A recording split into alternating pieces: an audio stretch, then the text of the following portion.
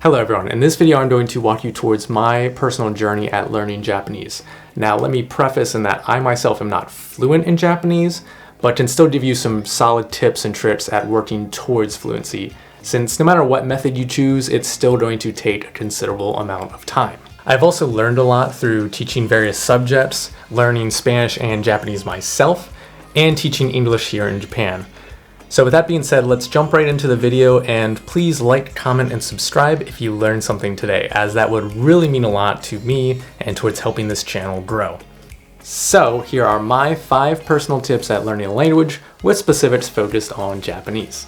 Repeat, repeat, repeat. As much as you can early on. When I first started learning Japanese, I wish I had repeated every single line of dialogue to myself so that when I eventually did start practicing more, I already had the phrasing and the comfort level down. Most of the time, speaking is only terrifying for 2 main reasons.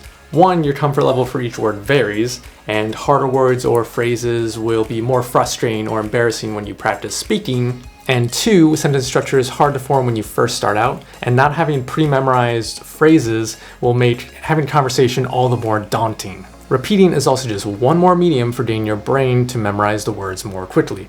By simply reading the words as you say them, you not only boost your memory capabilities, but also develop the comfort and fluency of pronunciation. Also, if you are reading, read in furigana, not the romanized or romaji of words. By learning how to read in furigana, you now have a superior audiovisual memory than you would if you read the romaji of the words out loud. But why?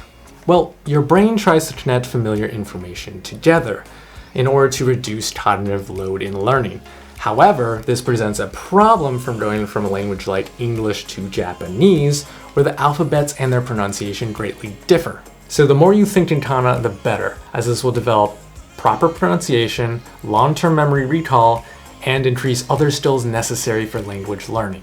Also, pro tip, read and listen to words and phrases in sentences, and you'll be able to pick out key differences in spelling versus pronunciation.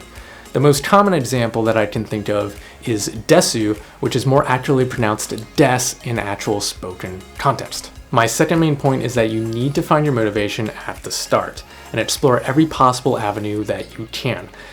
Except for Duolingo. God, I hate that owl.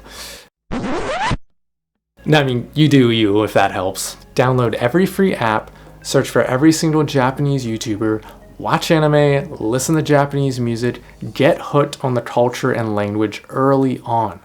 The more reason and options you have for exposing yourself to the language, the more motivated you're gonna be to stick it out. More variety also means you can switch it up when you get bored of one method. Honestly, this is the most important point since motivation increases productivity, and exponentially so with the learning process, since you will better retain the information by having more attentiveness and focus in the learning process. Now, if you're still having difficulty being motivated, there is no easy solution, as everyone has their own different motivators. For me, my motivator right now is having a subscription to Japanese Pod 101. Hashtag not sponsored. But I'm literally making the most of my money by studying at least an hour every day. Some people like to set goals and see their progress. I've certainly felt very good about being able to read different kanji and then having someone else come along and compliment me on my ability to read it. Which brings me to one other potential option you can try. Find some people who are also wanting to learn the language and keep in touch with them about your learning process. Having someone cheer you on, provide their own story, and just practice chatting with can be a great reason to keep learning a language. Personally, I love the Learn Japanese Pod Discord channel, and I'll provide the link down below in the description so you can access the website and join the channel too if you want. Okay, so this brings me to my third major point, which is find the learning tool that works best for you. What is more convenient? Is it getting home at the end of the day and doing at least 1 hour of Japanese study time, hitting up the books, watching YouTube channels?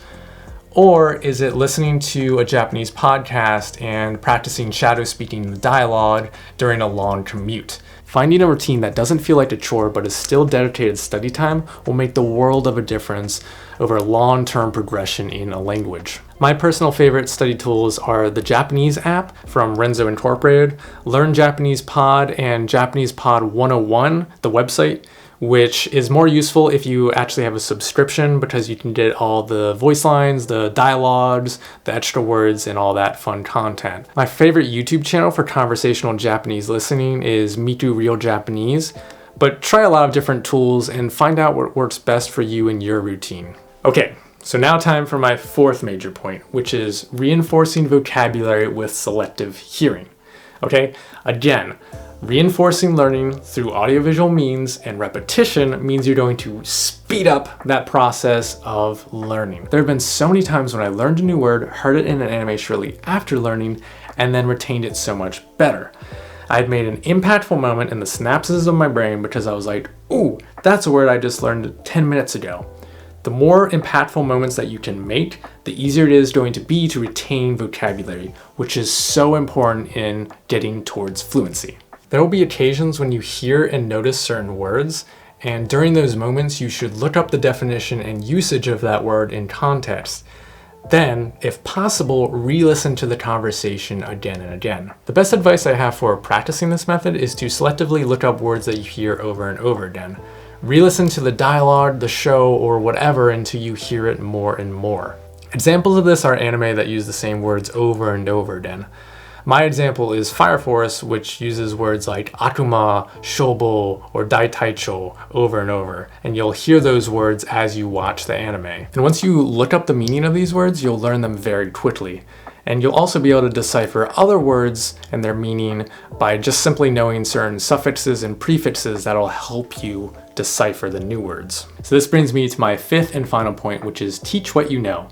Now, this point I've learned from education and teaching over the years, and it's also potentially one of the best ways to learn quickly and develop long-term memory. Now, this is potentially a terrifying and unrealistic approach, right? I don't think so. In fact, there are many ways you can actually practice teaching.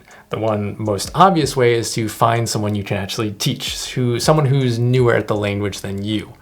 Another option is you can actually practice teaching yourself. But what do I mean by that? First, find a grammar point, phrase, kanji, or some material to teach. Then practice explaining it, whether that's to a mirror, a camera, or a blank wall. It doesn't matter so long as you're practicing speaking and explaining the material. While this will certainly feel a little silly to do so, you'll be amazed by how combining repetition with teaching can actually drastically improve your retention of the material. You'll also be able to fill in those holes in your knowledge that you can further improve upon. So those are my 5 tips on how to work towards fluency. If you adapt these methods into your study routine, you will see major improvements in your learning process. Also, I think you'll be able to make it a lot more fun for yourself because you'll have a variety of methods to actually study the language you're learning. Thank you so much for watching, everyone. I hope you learned something, and I will catch you in the next one. Goodbye.